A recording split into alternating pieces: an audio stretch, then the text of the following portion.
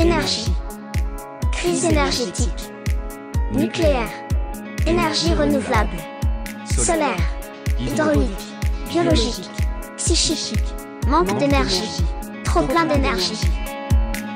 De quoi parle-t-on vraiment quand on parle d'énergie ? Bonjour, je suis Anne-Laure Ganac, journaliste, et je vous propose qu'on explore cette notion, sa polysémie, son histoire, son évolution, en prenant pour guide le top des chercheurs et des chercheuses. Bienvenue aux Sources de l'énergie, un podcast imaginé pour le Collège des Humanités de l'EPFL. Aujourd'hui, c'est l'énergie expliquée par Joanne Poisson, merci pour l'invitation. Donc, je suis médecin gériatre, chercheuse, postdoctorante, actuellement dans l'équipe du professeur Haworks à l'EPFL. Et donc, je travaille sur des traitements qui visent à moduler la fonction des mitochondries dans des maladies liées à l'âge, et plus particulièrement dans le muscle des personnes âgées. Mitochondrie, qu'est-ce que c'est ? Alors, la mitochondrie, c'est un peu une usine à énergie. C'est quelque chose qui, dans la cellule, un organique, qu'on appelle un organite, qui produit l'énergie nécessaire à toutes les fonctions cellulaires. Donc on peut dire que c'est dans les mitochondries que se cache la clé de notre énergie physiologique, c'est ça ? Alors oui, c'est vrai que la grande majorité de l'énergie, qu'on appelle énergie au niveau cellulaire, est générée par les mitochondries. Et quand on dit trivialement « je manque d'énergie », on fait référence au sujet de vos recherches ? Alors je pense que c'est un peu plus complexe que ça. Souvent quand on dit on manque d'énergie, c'est quelque chose de multifactoriel, où on parle à la fois d'entrain, de notre envie à faire les choses, et pas seulement de notre énergie vraiment intrinsèque.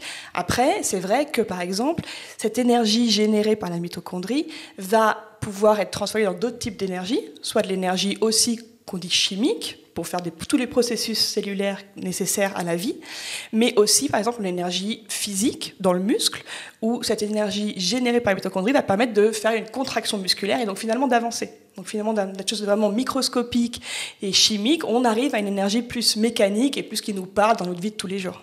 Et précisément, comment ça marche ? Comment est-ce que ça se transforme en énergie, ce travail des mitochondries ? Alors, en fait, la mitochondrie va utiliser les nutriments, donc par exemple tous les différents types de sucre, d'acides gras, pour former de l'énergie. Pour ce faire, elle va utiliser une chaîne de respiration, donc les mitochondries respirent, et avec ça, elles vont produire ce qu'on appelle de l'ATP, adénoside triphosphate, qui est une molécule qui va permettre de stocker et de transporter cette énergie.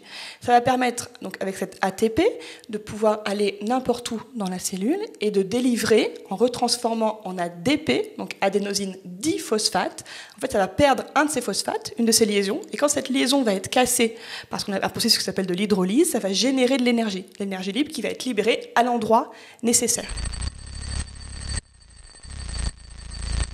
Et pourquoi est-ce qu'on est tellement inégaux alors en énergie biologique ? Est-ce que ça a un lien avec ça ?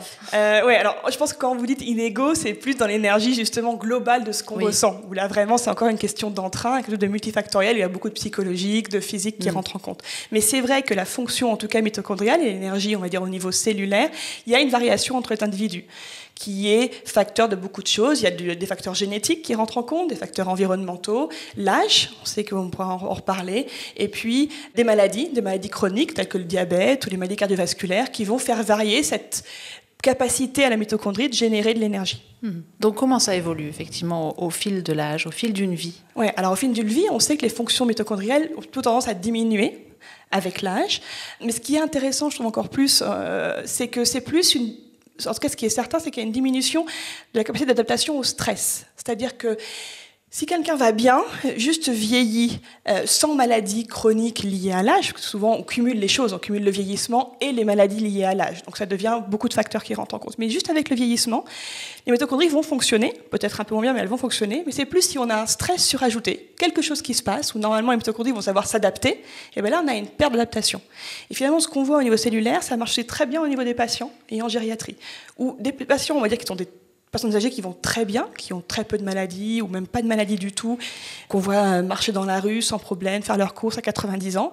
On sait souvent qu'ils ont une diminution de capacité de gestion du stress. C'est-à-dire que s'il y a un événement inattendu, quelque chose qui se passe, que ce soit physique, cellulaire, extérieur, et ben ils auront plus de mal à s'adapter. Et c'est là où les choses peuvent engendrer des maladies, des accidents.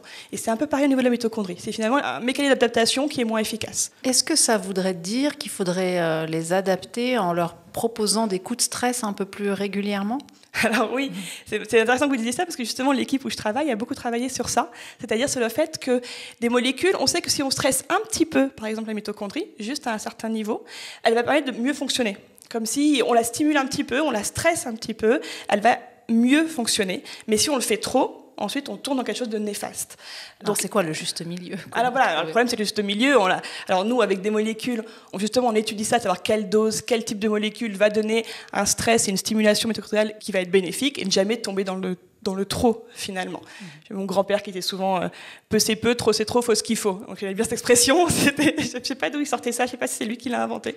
Mais en tout cas, c'est un peu ça. Il faut un juste milieu, mais c'est vrai qu'un certain niveau de stress est souvent bénéfique. Mais ça voudrait dire quoi si on le traduisait de manière très triviale ? C'est que, oui, on retrouve de l'énergie souvent quand on se rebooste un peu. C'est-à-dire plus on va aller, si on va dans un rythme trop lent, trop tranquille, là on perdrait de sa capacité. Oui, alors je pense qu'on est tous différents aussi. Le truc, c'est de savoir se connaître. En tout cas, alors je ne parle pas de mitochondrie, je ne ressens pas l'énergie de mitochondrie, je pense que vous non plus. Mais en tout cas, si vous parlez au niveau général, au niveau de l'énergie, effectivement, je pense que si on veut faire une analogie, qui je ne sais pas est vraiment scientifique ou pas, mais en tout cas, c'est vrai que je trouve que quand on a un certain niveau de tension, en tout cas, ou pas de stress négatif, mais stress positif, de tension, j'allais dire awareness, désolé, c'est de l'anglicisme, mais vous voyez ce que je veux dire, d'attention, et ben je pense qu'on est plus efficace, on a plus d'énergie, que même on tous vécu, des fois on est fatigué, on se laisse complètement aller, ben là on traîne, on a plus, ça n'aide pas à remonter la pente, quoi. Et vous avez peut-être pu le constater en tant que médecin, avec vos patientes et vos patients. Oui, alors c'est sûr que en gériatrie, quand on a souvent des sortes de cercles vicieux,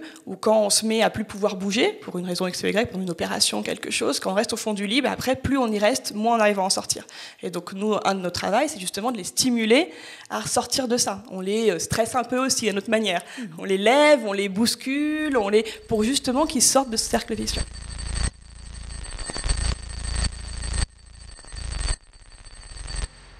Quand est-ce qu'on a commencé à utiliser le terme d'énergie pour recouvrir ce fonctionnement biologique précis ? Alors c'est un processus qui a demandé plusieurs étapes dans cette découverte. Donc premièrement, le fait que l'analyse en thermodynamique, où on sait qu'un processus chimique peut générer de l'énergie, et par exemple la transformation d'ATP en ADP génère de l'énergie libre, qu'on appelle énergie libre de Gibbs, et ça c'est fin 19e. Ensuite, l'ATP elle-même a été découverte plutôt début 20e. Et puis la mitochondrie, c'est un travail qui a été fait de fin 19e jusqu'à début 20e, avec de nombreux scientifiques qui ont participé, dont 2 prix Nobel, Peter Mitchell en 1978 et Boyer et Walker en 1997. Donc c'est quand même très lié à ces champs de la mécanique, puis de la physique, où on a d'abord entendu cette notion d'énergie, qui ensuite a glissé vers d'autres domaines. Qu'est-ce qu'elle a gardé pour ce qui concerne votre champ de recherche de ces origines-là ? Effectivement, évidemment, le mot énergie vient du grec ancien qui veut dire force en action. Donc quand on pense à ça, on pense plutôt à quelque chose de cinétique ou de mécanique, comme vous le dites. Mais finalement, toute cette énergie, physique, chimique, biologique, la manière dont vous voulez l'appeler, c'est toutes à peu près les mêmes, elles répondent aux mêmes lois. C'est finalement une capacité à modifier un état.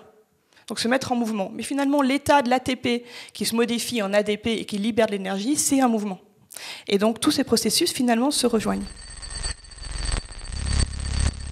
Vous êtes chercheuse, vous êtes médecin, vous êtes jeune maman, Joanne Poisson. Comment vont vos mitochondries ? Donc, j'ai bien compris qu'on ne pouvait pas savoir comment allaient nos mitochondries, mais votre énergie. Oui, alors effectivement, je ne sais pas trop. Je n'ai pas fait une prise de sang en me disant comment mes mitochondries. J'espère qu'elles vont bien, parce qu'on sait que c'est lié à la longévité aussi, que les fonctions mitochondriales et les mutations mitochondriales vont définir votre durée de vie.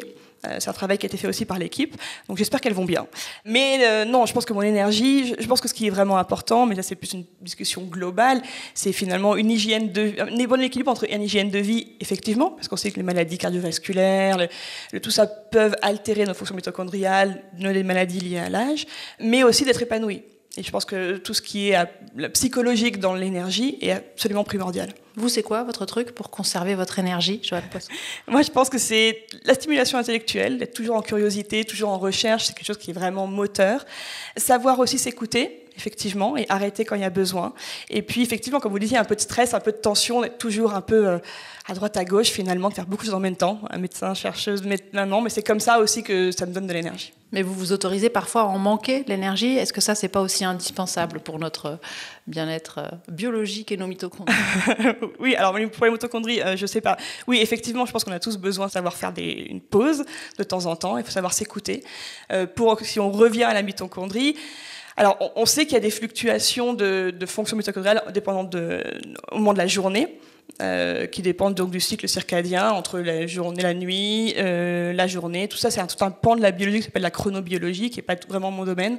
Mais on sait qu'il y a des fluctuations selon nos besoins, quand on a après manger, selon l'apport de nutriments, est-ce qu'on a ce qu'il faut ou pas, selon le besoin, si on doit aller faire du sport ou quelque chose. L'organisme s'adapte à tout ça. Une bonne énergie, ça veut dire quoi, finalement ? Alors, là, c'est une bonne question. Je pense qu'une bonne énergie, c'est un équilibre entre la production et le besoin.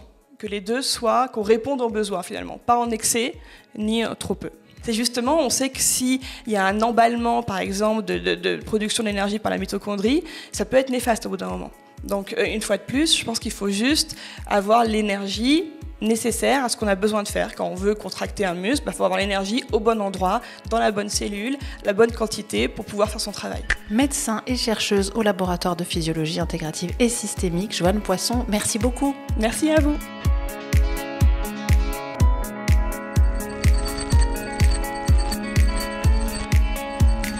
C'était Aux sources de l'énergie, un podcast imaginé pour le Collège des humanités de l'EPFL, réalisé avec l'aide de Yves Roulin.